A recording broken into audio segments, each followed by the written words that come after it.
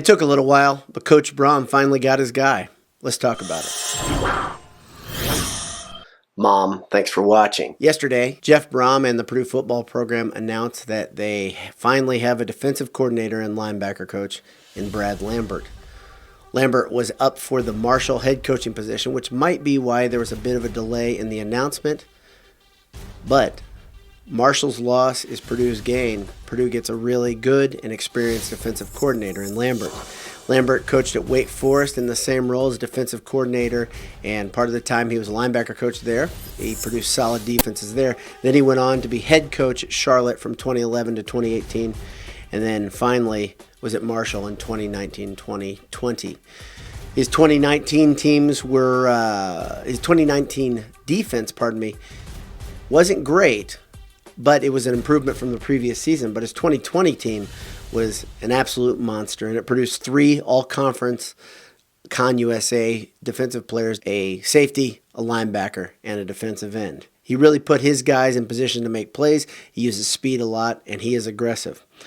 Let's talk a little bit about that 2019 team, if you will. Let's compare them to our Boilermakers. Purdue in 2019, of course, was having a rough year, fighting injuries, trying to get over a lot of things, and trying to reestablish some defensive identity. Purdue, in total offense, was 100th in America. At the same time, Marshall was 57th. Purdue was 86th in scoring defense that same year. Marshall was 47th. But last year, when Coach Diaco was in charge of the defense, things were not great for the Boilers yet again. Mild improvement or moderate improvement with a healthy Boilermaker defense, but not really good enough, I think, for Brohm's standards or most of the Purdue families. Marshall, on the other hand, was very, very good. And let's compare them. Marshall, I'll start with the worst ranking of them, of their statistical categories, major statistical categories. They were 45th in America with just 2.5 sacks a game. Just 2.5 sacks a game.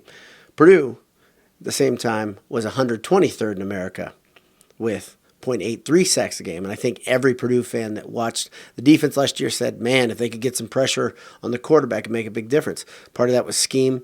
Part of that was guys not being in position to make a play. Part of that was losing Karlaftis mattered for more than half the season. But let's keep moving. I'll go from worst to best. Marshall was 11th in America in pass defense. Purdue was 94th in pass defense.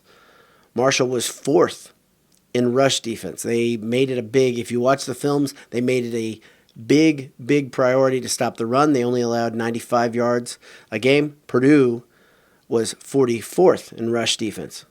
Marshall was 2nd in total defense, 279 yards allowed a game. Purdue was 56th. And finally, Marshall was first in scoring defense, allowing just 13 points a game, while Purdue was 67th in America. Granted, Con-USA and Big Ten are not the same, but this was a pretty down Big Ten. I think almost everybody would agree with that, yet Purdue's defense couldn't do what it needed to do to help the Boilers to victory. If you're looking for a gift for somebody who is really hard to buy for, check out gridironmetalworks.com. Get a Purdue great or get one with one of the military branches on there from your friends and family, or even another school. They have some other licenses. You know, there's only one school that matters to us, though, here. gridironmetalworks.com, our pals, Purdue people. Purdue needed a breath of fresh air, and I think they get it with Coach Lambert. Like I mentioned before, Lambert puts his players in position to succeed, and I think he does it with, Diaco talked about multiple looks, but at the end of the day, Diaco had that philosophy of bend but don't break. Lambert doesn't do that. Lambert has a very aggressive way about him. His philosophy his success is based and predicated on putting the quarterback in bad positions, putting guys in his face, collapsing the pocket, and of course, forcing teams to go to max protect or bring in extra blockers. They will bring guys from all sorts of positions, but the big thing they'll do is they almost always have an edge rusher who's a fast guy. In almost every play that I watched, and I watched 5 games of defense for Marshall, they always have this edge rusher, and they always have a linebacker that is active and coming towards the line of scrimmage almost every play.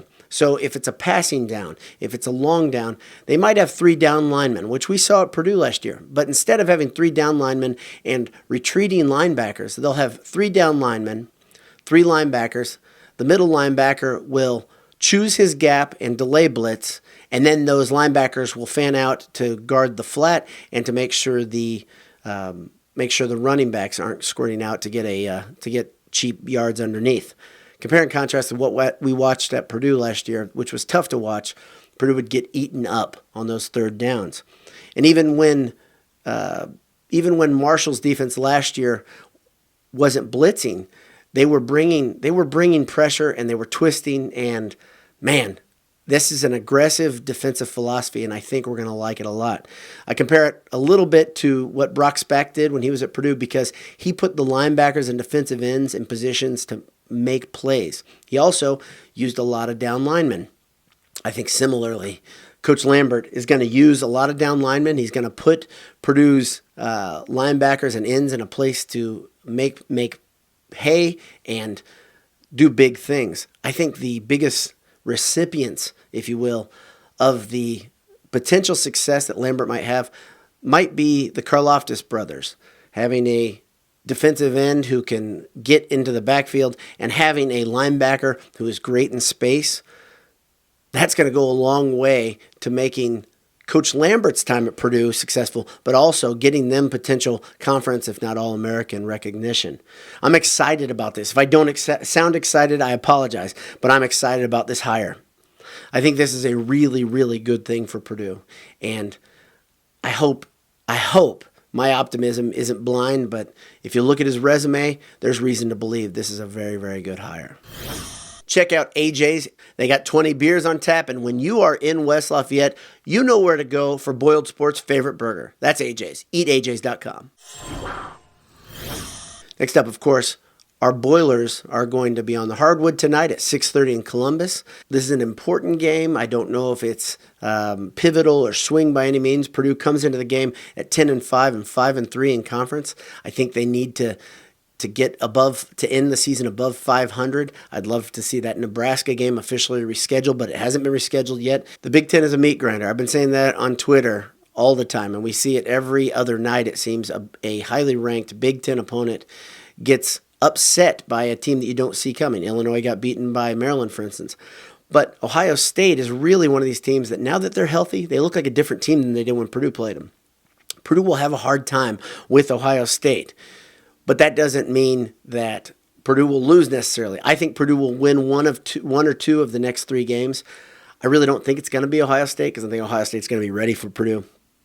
But if they can win 1 of 3 here, they'll be in good position for this final stretch in the season, the final, 7-8 games, and be in a good position to make the NCAA tournament. Part of the reason they're in this position where they're coming on, where the Boilermakers are starting to play complete games, which is something I begged to see a week ago in the last lunchtime cast, was these freshmen are very, very good, as you know.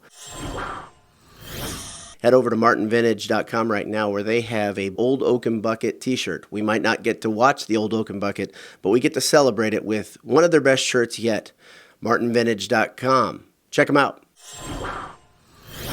Of course, Gillis is playing solidly. We know that. He's been playing great all season, been starting from the jump. And Newman has been playing great. And, of course, Ivy is starting to show a little bit of why he's going to be a special player at Purdue.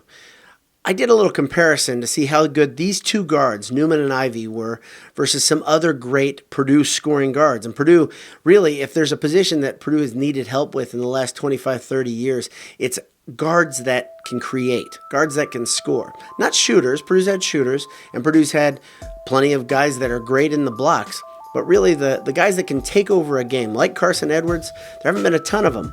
You know, I made a little list. Carson Edwards, Etwan Moore, Dave Teague, Jerron Cornell, Chad Austin. You could put Woody on this list too. Troy Lewis, Walter Jordan. These guys were all players that were very good, and they were good right away. They made impact as freshmen. Similarly, Newman and Ivy has made a lot of impact, and they're kind of a fire and ice combination. Newman seems to be very steady, somewhat unflappable. It earned him the Big Ten Freshman of the Week award this week for our Boilermakers. And then Trey Williams also got an award this week. He got Big Ten Player of the Week. It's great to see that the 3 wins yielded some hardware for these Purdue players. Both Williams and Newman, no doubt, earned it with really great weeks. But as we look ahead, Newman and Ivy might be a tandem that is somewhat deadly. Both of them, there are attributes that make them great. Newman's ability to steadily make plays and to be cool under pressure. I think he's going to only get better at handling pressure. And of course, Ivy, he's starting to show a lot. Remember, he was injured for 4 games, and then he came back and started giving us glimpses, but wasn't playing a lot of minutes. Now he's getting more and more into the game, and it seems like Painter's using him as a role as a finisher, to come in the last 10 to 15 minutes with a lot of energy, whether it's the first half or the second half, and create. And it's working. Perhaps this is the trick when Purdue is looking to play complete games, which they couldn't do as recently as 10 days ago. Now they're starting to play complete games, and that's the key really to getting them on the right side of the bubble and maybe even a little further into the NCAA tournament. Thanks for tuning in today, and I hope you're excited about not only our Boiler basketball team, but the football team as we look ahead. Spring football is just around the corner, and right now we get to watch our Boilers in this home stretch for basketball. It's going to be fun. Have a great day. God bless you, and hammer down. Talk to you soon. BS all the time.